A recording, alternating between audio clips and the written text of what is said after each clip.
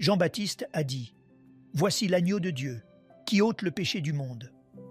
Le mot « voici » signifie qu'il faut prêter une attention particulière et se concentrer. Éliminer toutes les distractions. Voici, regardez cela. Vous voyez cet homme là-bas? C'est l'agneau de Dieu.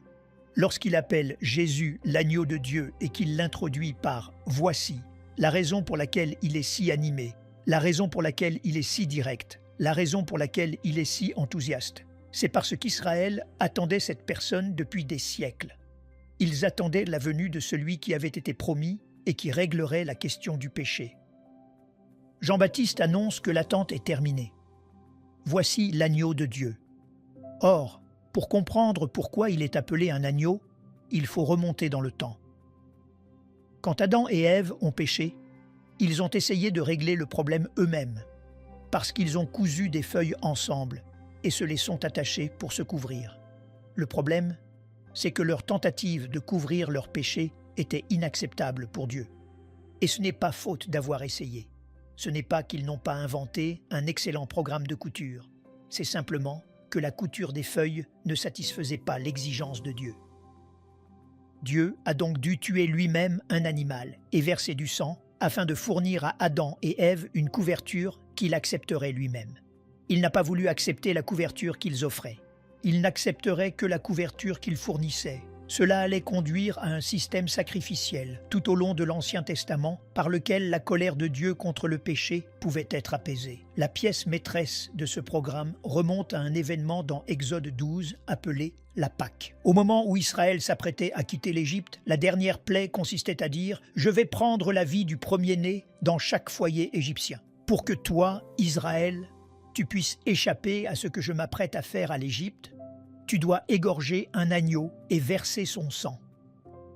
Ensuite, vous prendrez de ce sang et vous en badigeonnerez les poteaux des portes de vos maisons. Et quand l'ange de la mort passera pour tuer les premiers-nés de ces Égyptiens rebelles, je verrai le sang et je passerai par-dessus vous. » Exode 12, verset 13. En d'autres termes, le sang détournera le jugement fondé sur la justice de Dieu. Quand je verrai le sang. Mais pourquoi le sang? Pourquoi l'agneau ne pouvait-il pas faire une crise cardiaque? Pourquoi fallait-il que ce soit le sang? Eh bien, l'un des principes des Écritures est que la vie de la chair est dans le sang. Il dit qu'il doit y avoir effusion de sang pour détourner ma juste colère. Dans l'Ancien Testament, il a trouvé un moyen de détourner sa colère de manière temporaire. Cette base temporaire passait par l'immolation de l'agneau et par les autres sacrifices. Hébreux chapitre 10, versets 1 à 14, Hébreux chapitre 9, versets 11 à 14, nous dit que ces sacrifices ne pouvaient pas régler le problème du péché. Tout ce qu'ils pouvaient faire, c'était de retarder le jugement pour le péché. Ainsi, chaque année, le souverain sacrificateur entrait le jour des expiations dans le Saint des Saints pour offrir un sacrifice, et ensuite le peuple, de façon régulière, offrait son propre agneau pour son péché, afin que le jugement de Dieu l'épargne. D'accord. C'est donc le système de l'Ancien Testament. Ce système de l'Ancien Testament annonçait le jour où Dieu apporterait une solution permanente au problème du péché en offrant un sacrifice acceptable. Ce sacrifice, ou cet agneau, avait pour but l'expiation par substitution. Laissez-moi le répéter. L'expiation par substitution. Voici de quoi il s'agit. Dieu doit juger le péché. Nous péchons tous. Nous sommes tous sous le jugement. La norme de Dieu est si élevée que seule la perfection peut y satisfaire. Ainsi, tout l'Ancien Testament anticipait, à travers les agneaux qu'ils immolaient, le moment où Dieu fournirait cet agneau parfait.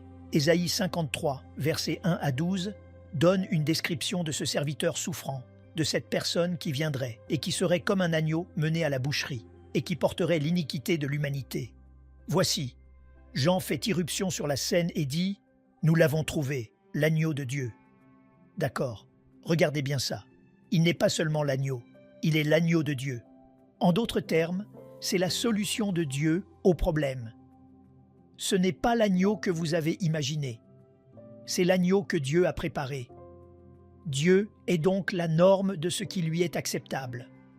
Voici l'agneau de Dieu. Il prépare ainsi le terrain pour cette déclaration.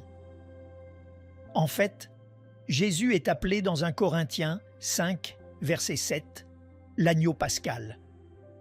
Il est dit « Christ, notre Pâque, a été immolé ». Pourquoi? Parce que « Voici l'agneau de Dieu. Restez avec moi, qui ôte le péché du monde ». Si vous lisez cela trop vite, vous manquerez quelque chose. Voici l'agneau de Dieu, la provision de Dieu pour une expiation substitutive. Dieu, bien qu'il doive juger le péché, accepte les substituts. D'accord? Il va faire un échange. Voici l'agneau de Dieu qui ôte le péché, regardez bien, du monde entier. Nous appelons cela l'expiation illimitée. C'est-à-dire que la mort de Jésus-Christ a été si suffisante qu'elle a réglé chaque péché de chaque personne ayant jamais vécu pour tous les temps. Vous allez devoir laisser cela pénétrer en vous à nouveau. La Bible déclare que Jésus a goûté la mort pour tous les hommes. La Bible déclare dans 2 Corinthiens 5, verset 19, que Dieu réconciliait le monde avec lui-même, qu'il était l'agneau de Dieu qui a satisfait l'exigence de Dieu parce qu'il a répondu à la norme de Dieu. L'agneau de Dieu se devait d'être parfait. Jésus-Christ était parfait. Il était qualifié. L'agneau de Dieu devait être humain. Jésus s'est fait homme. Dieu, le Fils, s'est fait homme. Il était donc humain. Hébreux 21, 17 dit que pour être qualifié, il devait être rendu semblable à ses frères. Il devait être de chair, de sang et d'os. Il devait être humain. Mais il devait être humain, tout en étant un humain parfait. Jésus-Christ a donc rempli les conditions pour être le substitut sur la croix. Jésus-Christ a porté chaque péché de chaque personne qui a jamais vécu de tous les temps. Pourquoi est-ce que je répète cela encore et encore? Parce qu'il y a un malentendu très courant selon lequel les gens ne vont pas au ciel à cause de leurs péchés. Si c'était vrai, même les personnes sauvées ne pourraient pas aller au ciel parce que les personnes sauvées pêchent encore. Les gens ne manquent pas le ciel à cause de leurs péchés. Pourquoi? Parce que Jésus a tout payé. Ses dernières paroles sur la croix ont été « Tout est accompli, tétélestai ». Cela signifie payer en totalité. Lorsque les non-croyants sont jugés dans Apocalypse chapitre 20, leurs péchés ne sont jamais évoqués, non pas parce qu'ils n'ont pas péché, mais parce que le péché a été payé. Le problème est que, bien que le péché ait été payé, il ne possède pas la vie éternelle. Car Dieu a tant aimé le monde qu'il a donné son Fils unique, afin que quiconque croit en lui ne périsse point, mais qu'il ait la vie éternelle. Voyez-vous, ce qui manque, c'est la vie. Le verset qui résume en quelque sorte cela est 2 Corinthiens 5, verset 21, qui dit « Celui qui n'a point connu le péché, il était parfait. Celui qui n'a point connu le péché, il l'a fait devenir péché pour nous, afin que nous devenions en lui justice de Dieu. » Il y a eu un transfert de crédit. Dieu a pris le crédit parfait de Jésus. Il a une cote de crédit parfaite et il transfère cette cote de crédit parfaite à la personne qui reçoit le Christ. Il dit dans Romains chapitre 3, verset 23, « Car tous ont péché et sont privés de la gloire de Dieu. » Mais ensuite, il dit qu'ils sont gratuitement justifiés par sa grâce. Voilà donc le mot « gratuitement », comme un cadeau. On ne mérite pas un cadeau. Si vous le méritez, c'est un salaire. Les cadeaux sont gratuits. Un don gratuit par sa grâce. Il le donne donc justifié. C'est le premier mot théologique que produit cet agneau. Le mot justification signifie être déclaré légalement innocent. C'est comme un juge qui dirait « je vous déclare non coupable ». C'est cela la justification. C'est un terme juridique. C'est un terme de tribunal. Lorsqu'un pécheur croit en Jésus-Christ, il est déclaré non coupable par Dieu en raison du transfert de justice dont je viens de parler. Vous êtes donc coupable comme le péché, mais Dieu vous déclare non coupable parce qu'il regarde au Christ et vous disculpe, d'accord? C'est cela, la justification. C'est direct. C'est une déclaration légale de non-culpabilité devant un Dieu saint. Ensuite, il en vient au deuxième mot. Le deuxième mot qu'il prononce au verset 24 est « par la rédemption qui est en Jésus-Christ ». La rédemption consiste à libérer par le paiement d'un prix, C'était le cas lorsque les esclaves étaient mis sur les blocs de vente aux enchères et qu'ils étaient achetés par quelqu'un pour être ensuite libérés. Ce serait cela la rédemption. Racheter, c'est acheter quelque chose en payant un prix pour pouvoir le libérer. Dieu vous a donc déclaré juste pour pouvoir vous sortir de prison. Il vous a déclaré juste et m'a déclaré juste, pour que nous ne soyons plus retenus en otage. L'éternité. C'est le temps qu'il vous faudra pour payer le prix que Dieu exige pour notre péché. Cela prendra une éternité. Comme vous n'avez pas les moyens de payer pour l'éternité, Jésus-Christ a pris l'étiquette de prix éternel à son compte, afin que vous puissiez être libérés. C'est cela la rédemption. Ensuite, il vous donne le mot « choc ». Je l'appelle le mot « choc » sur le plan théologique. Il dit que Dieu a destiné à être par son sang une victime expiatoire, une propitiation. Propitiation.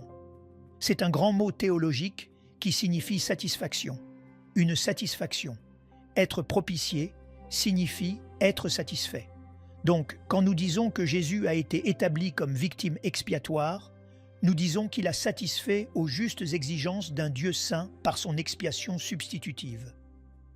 Dieu a dit « Je suis satisfait. Ce que tu as fait, mon Fils, a satisfait mes saintes exigences concernant toute l'humanité de tous les temps. Je suis maintenant satisfait. Et je réconcilie donc le monde avec moi-même, parce que j'accepte ton sacrifice de substitution. Ainsi, Jésus-Christ offre maintenant la vie éternelle à tous ceux qui répondent à son appel. Justification, rédemption, puis propitiation satisfaite. C'est la mort de Jésus sur la croix qui, lorsque vous comprenez vraiment ce qu'il a accompli, devrait affecter votre façon de vivre le reste de votre vie. C'est pourquoi j'aime ce qui est écrit dans Apocalypse 12, verset 11. Il est dit « Ils l'ont vaincu à cause du sang de l'agneau ». Vous voyez, ils l'ont vaincu à cause du sang, d'accord? Ils ne l'ont pas vaincu par le pouvoir de la pensée positive.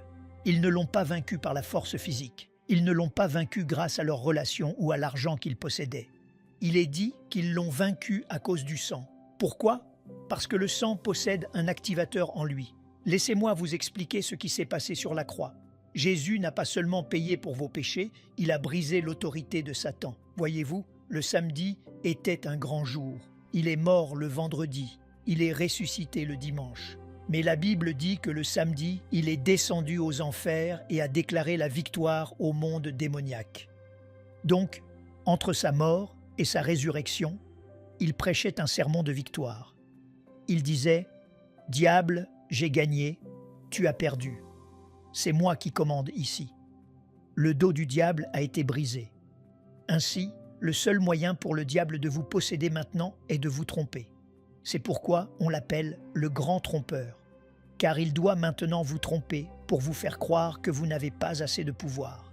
Et la principale façon dont il s'y prend, c'est de vous faire oublier le sang. Parce que s'il arrive à vous faire oublier le sang, et que le sang est la seule chose qui brise son emprise, et que vous ne vous rappelez pas d'utiliser le sang, alors il sait que vous n'avez pas la puissance nécessaire pour l'empêcher de s'en prendre à vous. C'est le sang, dit-il, qui vous donne la puissance de la victoire et de la justice. C'est pourquoi, quand vous vous levez le matin, la première chose que vous devriez dire, c'est « Voici ». Vous devriez commencer par « Voici ». Voici l'agneau de Dieu qui a pris en charge tous mes péchés, non seulement pour m'amener au ciel, mais aussi pour t'empêcher de me harceler. Aujourd'hui, je m'appuie sur ce sang. C'est cela le sacrifice de l'expiation. Et c'est ce que nous avons. Ce que vous avez, c'est la raison pour laquelle vous prenez la communion au début de la semaine, ou que vous commencez votre journée avec Dieu, parce que la Bible dit qu'il est toujours vivant pour intercéder en faveur de son peuple. Au chapitre 16, il nous fait savoir que l'agneau sait comment devenir un lion. Oh que oui! Oh oui! Oh oui! Voyez-vous, les agneaux sont doux, paisibles et tendres. Mais ensuite, le chapitre 16 parle de la colère de l'agneau. C'est pour cela qu'il est appelé le lion de Juda. Vous voyez, d'un côté, il est gentil et tendre, mais de temps en temps, quand la situation l'exige, il devient le lion de Juda. Et il est question de la colère de l'agneau. Quand les hommes se rebellent contre lui et que Satan se soulève, Alors cet agneau montre les dents, parce qu'il est aussi le lion de la tribu de Juda. Merci, Seigneur. Je veux vous montrer un dernier passage biblique avant de conclure. Apocalypse chapitre 5, Apocalypse 5, 11. Je regardais, et j'entendis la voix de beaucoup d'anges autour du trône, et des êtres vivants et des vieillards. Et le nombre en était des myriades de myriades et des milliers de milliers. Ils disaient d'une voix forte: l'agneau qui a été immolé est digne de recevoir la puissance, la richesse, la sagesse, la force, l'honneur, la gloire et la louange. Et toutes les créatures qui sont dans le ciel, sur la terre, sous la terre, sur la mer, et tout ce qui s'y trouve. Je les entendis qui disaient: à celui qui est assis sur le trône et à l'agneau soit la louange, l'honneur, la gloire et la force au siècle des siècles. Et les 4 êtres vivants disaient: Amen. Et les vieillards se prosternèrent et adorèrent. Je veux donc vous donner un activateur de sang. C'est un activateur de sang parce que vous avez besoin de pouvoir vaporiser du sang. D'accord. Il est dit que lorsqu'ils ont vu l'agneau, c'est l'expiation par substitution. Quand ils ont vu l'expiation, il est dit que l'agneau était sur le trône, à celui qui est assis sur le trône. Donc cet agneau est aux commandes. Et ce qu'il est dit, c'est que tout le monde, les anges, les créatures dans la mer, tout ce qui est dans la mer, les anciens, les créatures, il est dit qu'ils se sont prosternés et l'ont adoré. Donc si vous voulez activer le sang, vous devez développer l'adoration comme un mode de vie et non comme un événement. Voyez-vous, Dieu ne veut pas que vous veniez à l'adoration pour ensuite quitter l'adoration. Dieu veut que vous soyez un adorateur. C'est juste que le dimanche, vous ne le faites pas tout seul. Le dimanche, on appelle cela l'adoration collective. Mais quand vous faites intervenir Jésus dans tous les aspects de votre vie et que vous dites « L'agneau est digne parce que tu es sur le trône », même quand le diable s'en prend à vous, que les problèmes vous assaillent, que les blessures surviennent, vous vaporisez un peu d'activateur de sang sur votre situation. La Bible dit alors qu'il est toujours vivant pour intercéder en votre faveur. Alors, levez-vous le matin et commencez votre adoration. En conduisant votre voiture, continuez à adorer. Quand vous arrivez au travail et que vous prenez une pause café, prenez 2 minutes d'adoration. Incorporez simplement l'adoration, parce qu'ainsi, vous vaporisez un peu d'activateur de sang sur votre situation. Quand on vous cherche des ennuis au travail, vaporisez un peu de sang sur votre travail et voyons ce qui va se passer au boulot. Je termine par ceci. Il y a ce petit garçon qui avait capturé 2 oiseaux et les avait mis dans une cage. Il a capturé les 2 oiseaux. Il les a mis dans une cage et il marchait dans la rue avec les oiseaux en cage. Et un homme a vu les oiseaux dans la cage. Il a demandé « Jeune homme, où vas-tu avec ces 2 oiseaux et cette cage ?» « Oh, il a répondu, je vais jouer avec eux un petit moment, puis je vais les donner à manger aux chats. » L'homme a dit « Tu vas faire quoi ?»« Je vais jouer avec eux un peu, puis je vais donner les 2 oiseaux à manger aux chats. » Il lui a dit « Écoute, combien veux-tu pour ces 2 oiseaux et la cage ? Je te paierai le prix que tu demanderas. » Le jeune homme y a réfléchi et a proposé un prix très élevé. L'homme a mis la main dans sa poche, a sorti son argent et a acheté la cage avec les oiseaux à l'intérieur. Après avoir pris la cage avec les oiseaux à l'écart, il a ouvert la porte et a laissé les oiseaux s'envoler en liberté. Maintenant, revenons en arrière. Le garçon avait les oiseaux dans une cage, ce qui signifie qu'ils étaient pris au piège dans une situation dont ils ne pouvaient se sortir. Mais non seulement les oiseaux étaient pris au piège, dans une situation dont ils ne pouvaient se sortir. Le plan pour les oiseaux était la destruction, car il allait les donner en pâture aux chats. Ils n'étaient donc pas seulement piégés dans la vie, mais ils n'avaient aucun espoir pour l'éternité parce qu'ils étaient pris au piège. Et tout ce que le garçon a dit qu'il allait faire, c'était de jouer avec eux. N'est-ce pas ce que le diable fait parfois avec nous? Il nous tend un piège et s'amuse avec nous pour finir par nous dévorer plus tard. Mais quelqu'un de l'extérieur a demandé « Combien voulez-vous pour ces 2 oiseaux ?» Et il a payé le prix afin d'obtenir la cage et les oiseaux. Et quand il a eu la cage et les oiseaux, il a libéré les 2 oiseaux. Ainsi, 2 oiseaux qui étaient en cage et n'allaient être que les jouets d'un petit garçon ont maintenant été libérés. 2 oiseaux qui allaient être dévorés et détruits ont maintenant été libérés. Mais aussi merveilleux que tout cela puisse être, il y a une chose encore meilleure. Car, alors que les oiseaux commençaient à s'envoler et qu'ils commençaient à profiter de la liberté parce que le prix avait été payé, les oiseaux se sont tournés vers l'homme qui avait payé le prix et se sont mis à chanter. Cui, cui, cui, cui. Ils se sont mis à chanter les louanges de celui qui les avait délivrés. Je suis ici pour vous dire que Jésus a vu que Satan vous avait mis en cage. Jésus a vu que le diable voulait vous dévorer. Mais sur la croix, il a mis la main à la poche et a payé le prix en totalité. Il a maintenant ouvert la porte de la cage, de sorte que celui que le Fils a franchi est réellement libre. Alors, maintenant, en volant d'ici vers votre voiture, en volant d'ici vers votre maison, en volant d'ici vers votre travail, n'oubliez pas de vous retourner et de dire « Digne est l'agneau ». N'oubliez pas de vous retourner et de chanter « Cui cui ». Il est digne d'être loué. Au revoir. Nous aimerions vous donner l'opportunité de faire de Jésus le Seigneur de votre vie. Voulez-vous bien prier avec moi? Dites Seigneur Jésus, je me repens de mes péchés. Viens dans mon cœur. Je fais de toi mon Seigneur et Sauveur. Et merci Seigneur pour le baptême du Saint-Esprit en moi. Dans le nom de Jésus. Par cette simple prière, nous croyons que le Saint-Esprit vous conduit sur le chemin de la nouvelle naissance. Allez dans une bonne église dont le fondement est la parole de Dieu, passez par les eaux du baptême et donnez à Dieu la première place. Nous espérons de tout cœur que ce message vous encouragera. Si vous connaissez quelqu'un qui puisse être encouragé, s'il vous plaît, envoyez-le lui pour nous aider à atteindre plus de gens et à propager l'Évangile. Édifions le corps de Christ ensemble. Appuyez sur la cloche des notifications et merci infiniment de nous soutenir en vous abonnant à notre chaîne. N'hésitez pas à laisser vos requêtes de prière dans la section des commentaires. Sachez que même si vous ne voyez pas de réponse à votre requête, que ce soit sur YouTube, email, Facebook ou sur Messenger, nous avons prié pour vous. Nous invitons humblement le corps de Christ à soutenir chaque requête en écrivant une prière dans la section commentaires. Tenez-vous ferme dans la foi avec nous pendant que nous prions.